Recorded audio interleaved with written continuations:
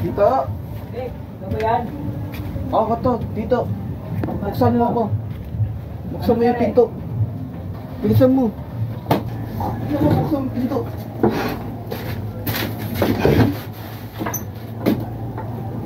Anong nangyari? Bakit nagmamadali ka? May mga zombie sa labas. Ha? Kamuntik ng mahabol. Buti mabilis ako tumakbo. Paano ngayon? Sa tatay tatakas? Mula ka! Teka muna, hindi ko nga alam kung saan tayo pupunta eh. Si Joey na lang hinihintay natin para makahanap tayo ng bagong lilipatan, para makaligtas tayo sa mga zombie na yan. Paano yan? Nilagyan ko pa naman yung lahat ng building ng wire at tinailaw ko para lang makaipon lang ako. Lahat ginawa ko para makaipon ako ng pira pambila ng kotse. Ginawa ko lahat para makaipon ako ng pira para sa aming kasal. Practice pa naman ako sa aming kasal. Tapos ganito na lang mangyari. Practice pa naman ko. Will you kiss the bride? Tapos ganun na mangyari.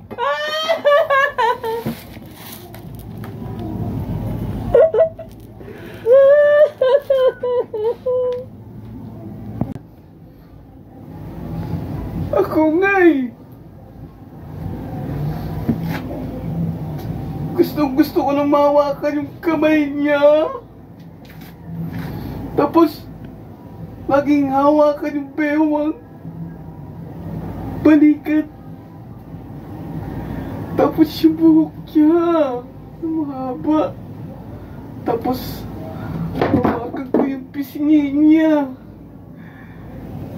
Ngayon di na kami maghahawak ng kamay kahit na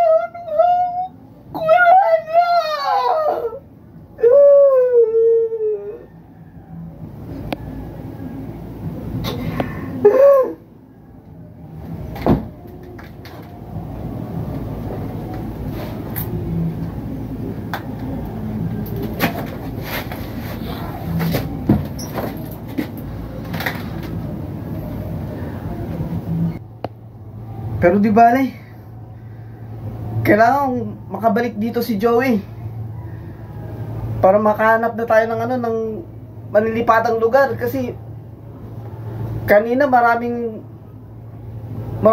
humabol sa akin ng mga zombie. Kaya kailangan talaga natin makahanap ng mataas na lugar para hindi tayo maakyat ng mga zombie na yan. Dahil sa apocalypse na yan. Sino yan? Si Joey to. Vic, Tito. Saan na bilis? Saglit. Magandang balita. Kasi natin, baka biglang yung zombie lumataw.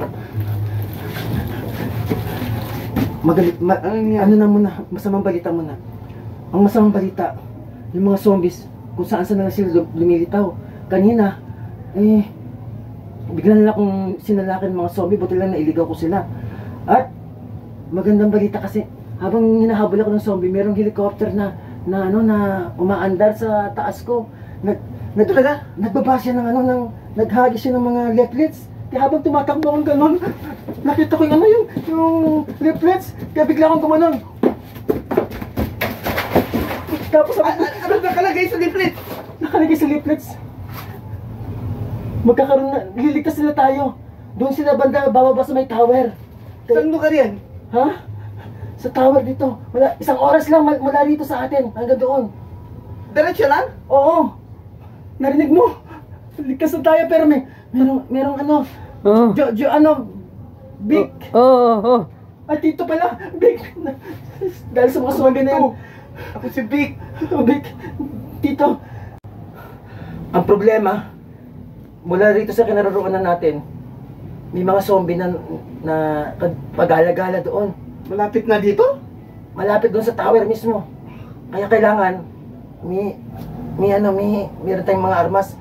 Maganda tayo ng mga armas. Ito ang armas ko. Meron ako armas. Pagtutusok ko sa ulo nila. Yan ang armas mo. Ano kay Tito? Sigurado ko ba yung armas mo? Baka kapatay ba yan ng zombie? Oo, sumukla to. O sige, Vic. Ay, Tito pala. Pasensya na. Dahil sa zombie. Sige, Tito. Vic. Ready na tayo. Tara na.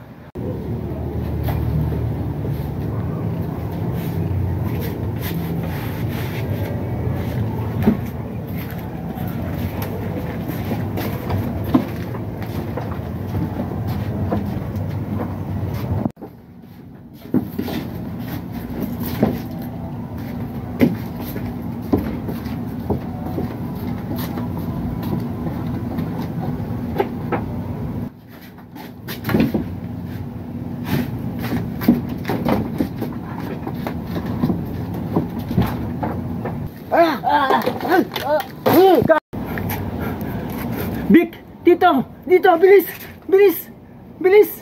Malapit na tayo sa tower. Bilis, mauna ka na doon. Tito, bilis. Pumunta ka na dito. Bilis.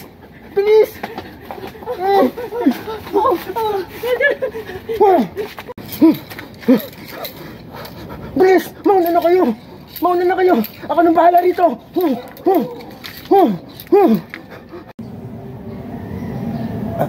Sa kasamang palad na kagat ako. Ito, habang nakikipaglaban ako doon, aksidente akong nakagat. Pero napatay ko yung zombie. Hindi na ako makakasama sa inyo. Mauna na kayo. Babalik ako doon, ako nang bahala. Haharangin ko muna sila habang hindi pa kayo nakakasakay ng helicopter. Pero madali na kayo. Halika na, sumama ka na sa amin. Magiging pabigat lang ako sa inyo kung sasama ako. Hindi na talaga ako makakasama. Ikamusta nyo na lang ako sa mga kaibigan natin. Sabihin nyo, pasensya na at hindi ko nagawang tuparin yung iba kong mga pangako sa kanila.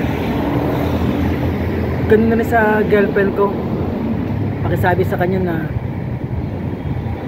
kahit saan siya magpunta, mahal na mahal ko siya. Lalagi sa aking puso't isipan. sasama? Sabi mo, hindi ka sasama? Akala ko ba magkakasama tayo hanggang sa uli?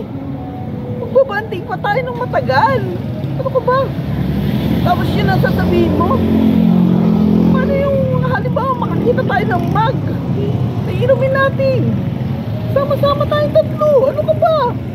Ano naman ganyanan? Okay ba yun?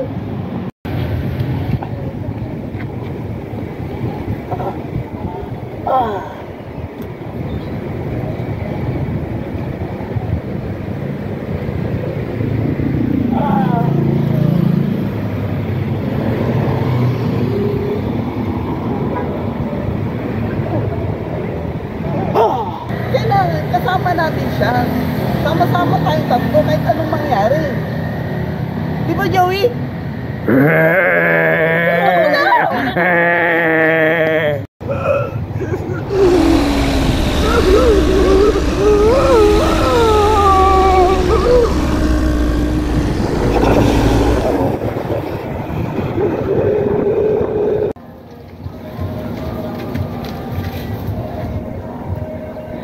Ayun na yung tower na sinasabi ni Joey.